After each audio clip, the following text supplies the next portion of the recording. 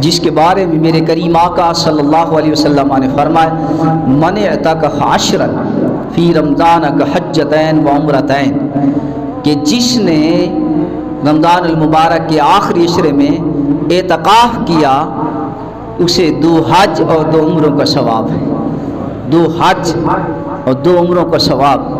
یارو 10 دن، صرف 10 دن یا 9 دن، جتنے دن آخری عشرے کے بنتے ہوں گے، مسجد میں اللہ کے گھر میں بیٹھ کر خدا کا ذکر کرنا، نوافل ادا کرنا، تسبیح و تحلیل ادا کرنا، نمازیں ادا کرنا، روزے رکھنا، قیام کرنا، جو بھی عبادتیں ہیں اس کو صحیح معنی ادا کرنا رمضان المبارک کے آخری عشرے میں بہت بڑی فضیلت ہے کہ 2 حج کا بھی ثواب ملتا ہے اور 2 عمروں کا ثواب ملتا ہے۔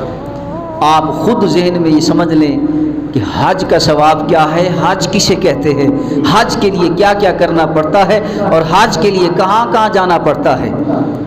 عمرہ کو بھی دیکھ لیجیے، عمرہ کو بھی آپ سامنے رکھیں، حج کو بھی آپ سامنے رکھیں، اور یہ ثواب صرف 1 حج یا 1 عمرے کا نہیں، حضور کا فرمان ہے کہ 2 حج کا ثواب ہے اور 2 عمروں کا ثواب ہے۔ صرف اکیلے حج بھی نہیں، صرف اکیلے عمرہ بھی نہیں، حجوں کا بھی ثواب ہے، عمروں کا بھی ثواب ہے۔